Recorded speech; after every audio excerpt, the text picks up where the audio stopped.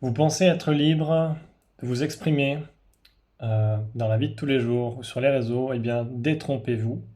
Euh, il existe des lois, des règles, et très récemment, des règles qui ont été mises en place en Allemagne, et c'est ce qu'on va voir dans cette vidéo. Comment continuer à s'exprimer librement? Pour quelles raisons il y a des limites à la liberté d'expression? Et voilà, on va passer en revue tout ceci dans cette vidéo. Mais avant de continuer, laissez-moi me présenter. Je m'appelle Benoît. Ceux qui me connaissent savent que avant de faire cette vidéo, j'avais une vie avec une certaine blouse blanche. Et donc, celles et ceux qui suivent jusqu'à présent, je tiens d'abord à les remercier. Euh, je vous ai compris. Voilà. Parfois, il faut sortir du pays pour pouvoir s'exprimer plus librement. C'est arrivé à certaines époques. Aujourd'hui, on se rend compte que beaucoup de personnes à l'étranger s'expriment davantage que s'ils étaient en France. Certains prennent des libertés qui sont risquées. On va voir quelles sont les limites de la liberté d'expression. On va voir aussi pourquoi il y a toutes ces limites et quoi en penser. Voilà, et je vais vous révéler à la fin de cette vidéo 3 vérités qu'on vous cache sur la liberté d'expression, sur toutes ces restrictions. Donc abonnez-vous à la chaîne si ce n'est pas déjà fait. Likez cette vidéo si la liberté d'expression est pour vous quelque chose d'important. Et voilà, et on va voir ensemble, je vais vous partager un article très récent. Voilà, cette vidéo n'a pas de script, donc vous m'excuserez. Je vais chercher mes mots plus ou moins pour éviter les mots sensibles et je vais vous expliquer aussi qu'il existe des listes de mots contrôlées par des algorithmes qui censurent totalement ce qui est autorisé de ce qui ne l'est pas. Alors d'abord, quelle est cette loi qui censure sur les réseaux sociaux? Eh bien, il y a tout un attirail juridique, notamment en Europe. On va passer en revue très succinctement, mais c'est un article en fait de Challenge qui dit que à Berlin, une loi veut forcer les réseaux sociaux à signaler les contenus illégaux en 24 heures avec des amendes jusqu'à 50 millions d'euros. Et officiellement bien sûr, ce serait pour lutter contre la haine, mais en réalité, ça pousse aussi à la censure. Il y a aussi des effets pervers, évidemment. Donc si vous dites ce que vous pensez, sans faire attention, vous risquez d'être effacé, supprimé d'Internet. Donc, ma question, je vous la pose, où est la liberté d'expression?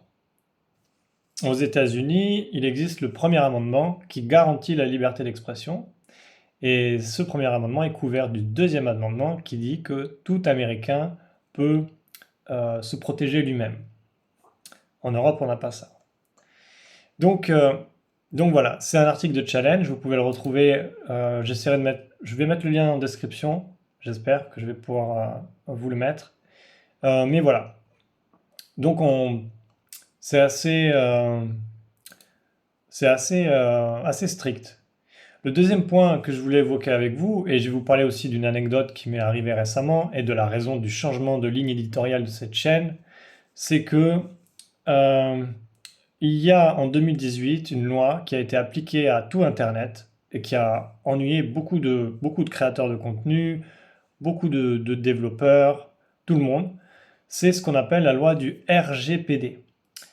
Alors, on va faire ensemble une petite recherche parce que moi, je connais la loi, je sais ce que c'est le RGPD, d'accord? Je connais la loi, mais RGPD, l'acronyme, euh, j'ai oublié, je sais pas. Il y a tellement d'acronymes pour tout aujourd'hui. Alors, RGPD, on va voir ensemble. Je suis sur mon téléphone.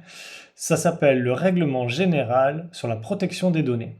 Et je vais vous apprendre une chose très intéressante que vous savez probablement pas, que j'ai découvert par moi-même et dont j'ignorais totalement l'existence avant d'être concerné par ce sujet. Pour information, je travaille sur Internet depuis 2013, au milieu d'autres activités, au milieu de mon activité principale. Et depuis ce temps-là, je suis sensibilisé au RGPD, puisque, pas en 2013, mais à partir de 2018, puisque j'ai des plateformes web et donc il faut se conformer au règlement. Jusque-là, tout va bien. Moi, j'avais pas de souci avec ça. La protection des données, je trouve que c'est tout à fait normal.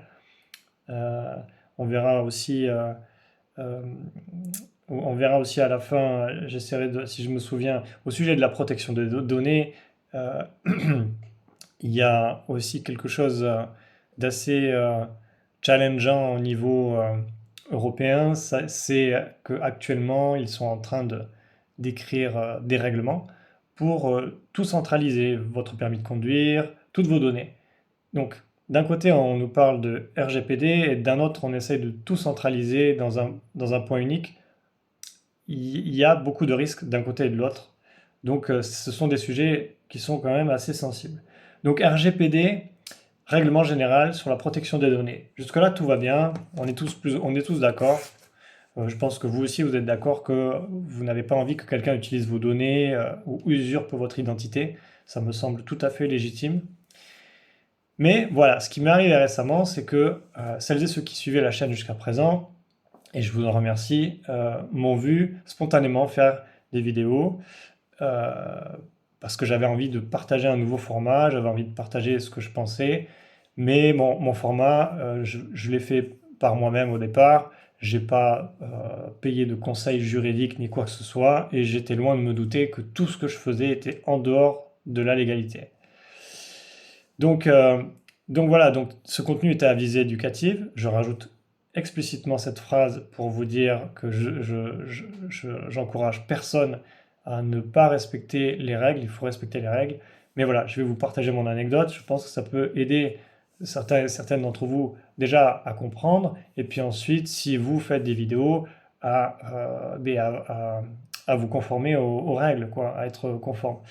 Alors moi, je filmais, du coup, je faisais des vidéos, je filmais, je ne vais pas donner le détail parce que, voilà, je filmais, et sur la vidéo, il y avait bien entendu des visages et des plaques d'immatriculation de voitures. Le RGPD interdit de filmer des visages ou des plaques d'immatriculation dans la rue sous peine d'amende. D'accord? Donc, mais le problème, c'est que quand vous marchez dans la rue, vous allez sortir de chez vous, vous allez voir des visages, vous allez voir des plaques d'immatriculation. Mais ça, vous avez le droit de le faire. Par contre, vous n'avez pas le droit de filmer.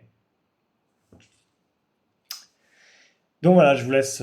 N'hésitez pas à me dire ce que vous en pensez. C'est un peu comme beaucoup de règlements qui autorisent certaines choses, mais après les restreignent. Euh, Par exemple, donc voilà, donc si vous faites des vidéos où vous montrez, je vais vous dire ce à quoi je pensais juste après, mais si faites des vidéos et vous montrez des visages ou des plaques d'immatriculation dans les vidéos, déjà YouTube ne va pas apprécier, et c'est normal, et voilà, c'est le règlement RGPD. Et puis, il faut savoir également, même si vous faites des vlogs à l'étranger, si vous filmez le visage d'un Européen à l'étranger, et que cet Européen voit son visage et vous signale la vidéo, vous pouvez avoir des problèmes en justice à cause du RGPD. Donc c'est vraiment, on voit bien toute l'étendue de la réglementation et toutes les implications que ça suppose. Donc voilà, faites attention. Euh, je pense qu'il y a du bien dans ce type de règlement, effectivement, puisque moi personnellement, j'ai pas envie qu'on me filme et qu'on utilise mes images n'importe comment sur Internet. Et je pense que c'est le cas de tout le monde. Mais c'est vrai qu'après, quand on n'a pas l'intention de faire ça, ben, ça pose des soucis. Ça rajoute beaucoup de contraintes. Voilà. Notamment pour créer du contenu, ça rajoute beaucoup de contraintes. Peu importe le type de contenu. Alors ensuite, dans mon contenu précédent, il y avait l'utilisation d'un smartphone en mode de conduite. Bien évidemment, il ne faut pas faire ça. Ce sont des choses qui sont réglementées et interdites par la loi.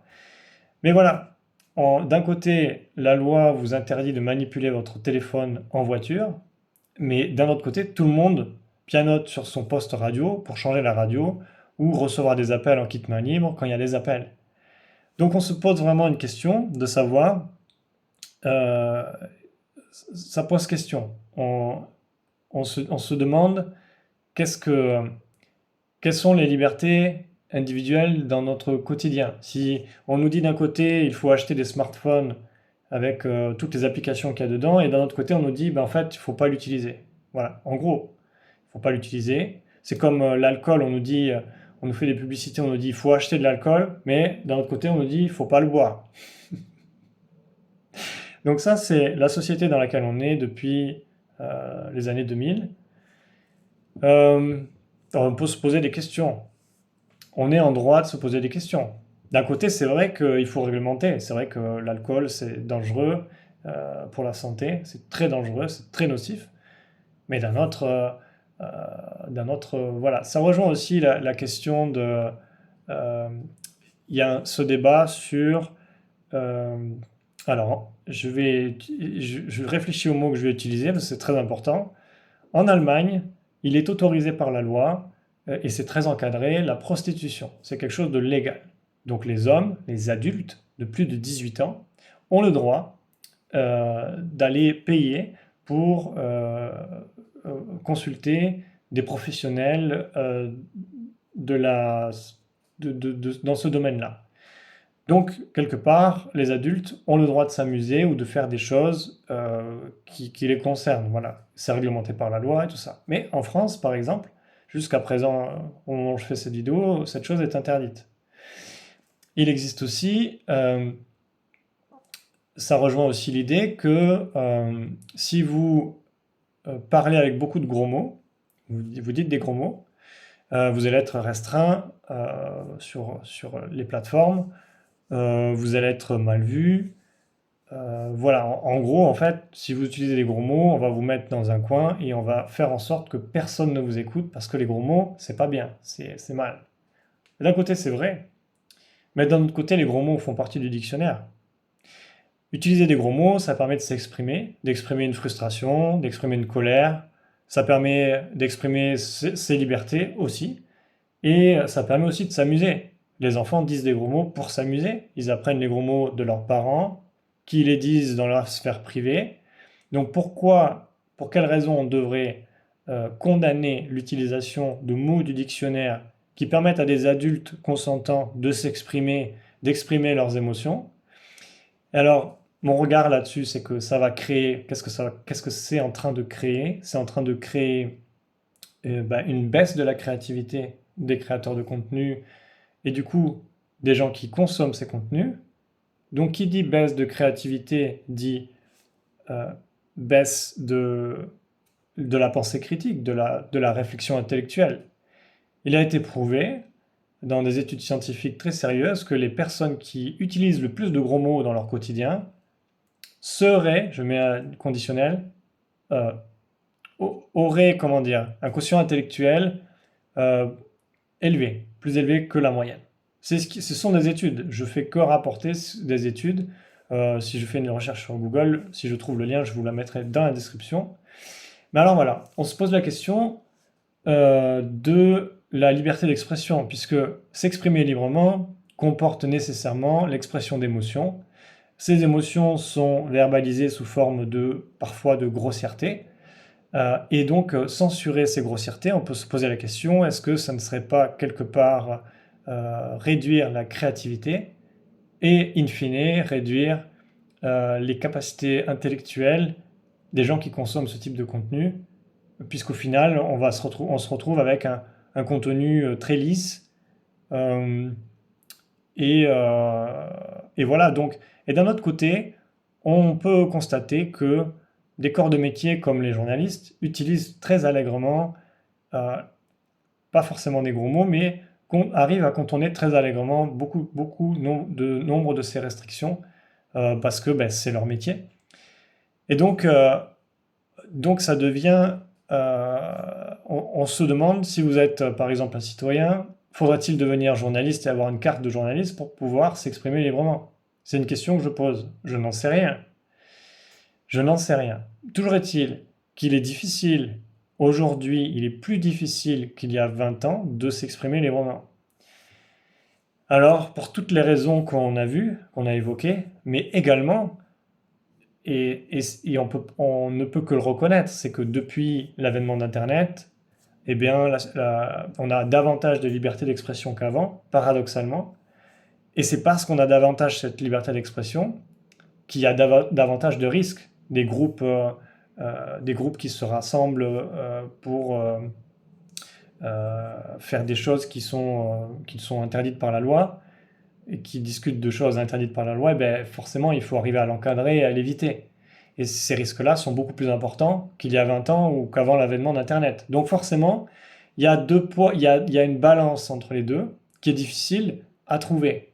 Et effectivement, après, quand on a dans la société euh, on a une tension sociale liée à des difficultés économiques ou des crises ou peu importe, euh, et du coup les gens ressentent ça comme une frustration, donc les gens ont besoin de s'exprimer. Les gens ont besoin de s'exprimer. Et ils ne trouvent pas les outils aujourd'hui pour le faire.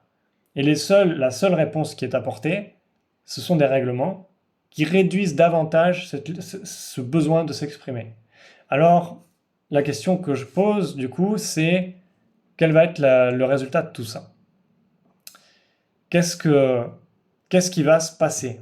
Si d'un côté, on a des gens qui ont de plus en plus besoin de s'exprimer et d'exprimer des frustrations qui sont légitimes, et d'un autre, on a des règlements qui sont de plus en plus stricts, euh, mais en fait, qu'est-ce qui va se passer? C'est la question que je pose.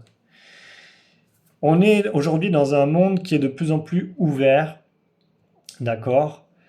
Et un fait intéressant, je vais si vous regardez par exemple certains ordres professionnels, vous avez des ordres professionnels comme des professions comme la profession de kiné, les kinésithérapeutes, qui ont le droit, parce qu'ils sont installés en libéral, de faire plus ou moins de la promotion et de gagner plus ou moins l'argent qu'ils veulent avec leur profession. Euh, Ils ont le droit ils ont des libertés, par exemple, que les infirmières ou infirmiers n'ont pas. Les infirmières n'ont pas cette liberté. Et aujourd'hui, du coup, j'ai réfléchi à ça assez longuement et je me suis dit, mais d'un côté, c'est injuste parce que les kinés peuvent faire des vidéos, peuvent vendre leurs propres services, avoir leur propre site internet sans être inquiétés à partir du moment où ça respecte le code de déontologie, leur profession, voilà. Mais les infirmières et infirmiers, dès qu'ils vont commencer à s'exprimer ou à essayer de gagner de l'argent par eux-mêmes, tout de suite, il y a des restrictions de partout, il y a des interdictions. Euh, donc, euh, donc, c'est ce que je voulais dire, c'est qu'on est dans un monde de plus en plus ouvert. Si on continue à restreindre, à mettre des règlements partout, sans donner la possibilité ou d'encadrer euh, le fait qu'aujourd'hui, on peut avoir des outils nouveaux dans tous les domaines et toutes les professions, même celles qui sont les plus réglementées, eh ben, on va continuer d'avoir des problèmes de personnes qui vont se sentir frustrées ou parfois ostracisées, alors qu'en fait, l'initiative de départ, c'était pas celle-là. Et, euh, et voilà. Alors après réflexion, pour donner du contexte sur les infirmières et les infirmiers, effectivement, ce n'est pas la même profession que la profession de kiné. Et je pense que euh, je parle de tout ça parce que j'ai été confronté à titre personnel, donc je parle de mon expérience et j'essaie de donner un peu de contexte, de faire un pas de côté, de prendre un peu de recul sur ce type de problème qui concerne beaucoup de monde. Pas que moi. En fait, je pense que les différents ordres professionnels auraient intérêt à communiquer davantage sur ces libertés qui peuvent être prises ou non, en fonction des différents corps de métier pour que les frustrations soient, comment dire, les frustrations des gens qui sont confrontés à ces limitations, typiquement les kinés qui ont plus de liberté que les infirmières et certaines infirmières qui ne comprennent pas pourquoi elles n'ont pas le droit de s'exprimer sur certains sujets ou autres.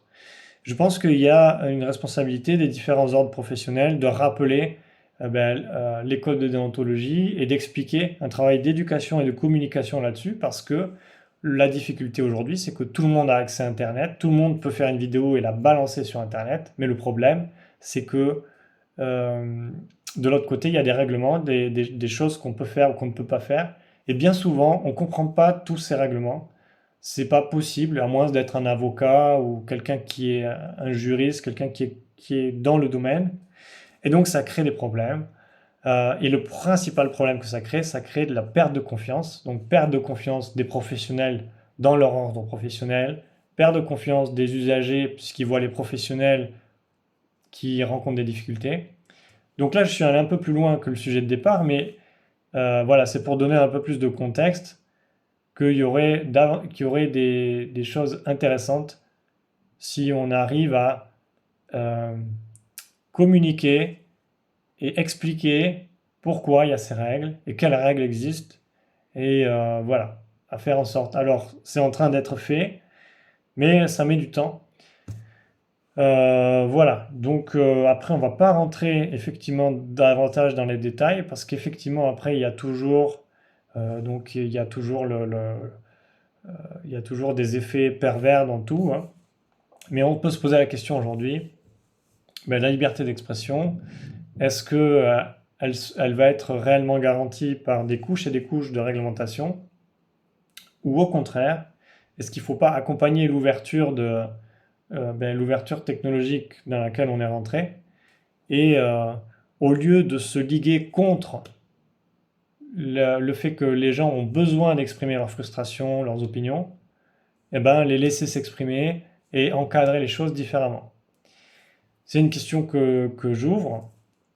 C'est une vraie question parce que à l'avenir, la difficulté, ça va être ça, c'est que il y aura de moins en moins de créativité et quand tout le monde va faire, si tout le monde fait à peu près le même contenu, pense de la même manière, eh bien, un des risques principaux, par exemple, c'est la limitation, voire la disparition de la pensée critique.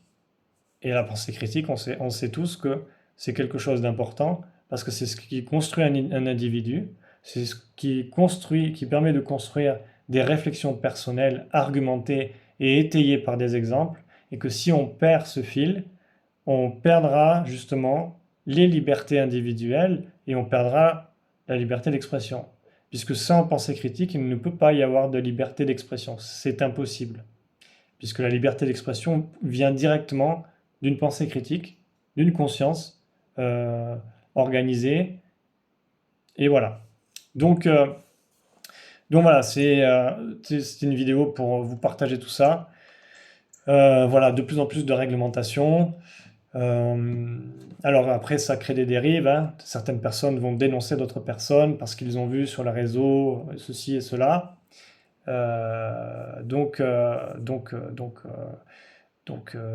Voilà, c'est une question que je pose, c'est dans quel monde allons-nous vivre dans 10 ou 15 ans? Moi, je pense que les choses vont s'améliorer, effectivement, mais voilà, il y a des zones grises, il y a des choses que les gens ont du mal à comprendre, et une des choses les plus difficiles, c'est que les enfants ont des espaces de liberté, et c'est très bien, mais les adultes doivent pouvoir eux aussi avoir leurs propres espaces de liberté et pas constamment être limités dans tout ce qu'ils font. Donc je pense que certaines personnes comprennent, euh, certaines personnes en charge des réglementations comprennent également ce genre de sujet, mais voilà, on est encore sur des choses sensibles, des choses difficiles. Et donc, il faudra voir la suite à donner à ceci. Alors, voilà, donc c'était pour faire un peu le point au travers de cette vidéo sur qu'est-ce que la liberté d'expression. On ne peut pas tout dire, mais on ne peut pas tout réglementer non plus. C'est juste impossible. Il n'y a que dans des pays avec des régimes politiques très durs, où les choses sont très réglementées, ou voire interdites totalement.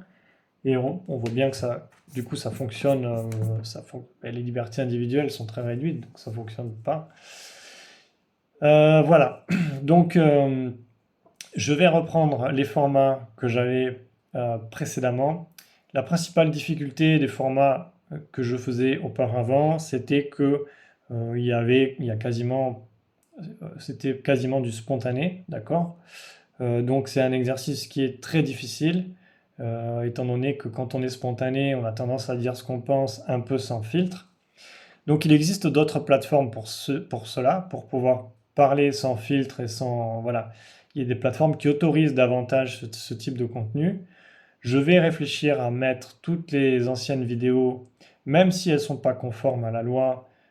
Voilà, j'expliquerai, voilà, que c'est un contenu qui est particulier. Je vais sans doute les basculer sur une plateforme qui autorise cela, mais compte tenu de la difficulté que représente cette tâche, du temps que ça demande et voilà, compte tenu, je ne rendrai disponible ces vidéos uniquement qu'aux personnes qui ont réellement envie de les voir. Donc si j'ai personne qui, comment dire, moi je vous lance voilà une question.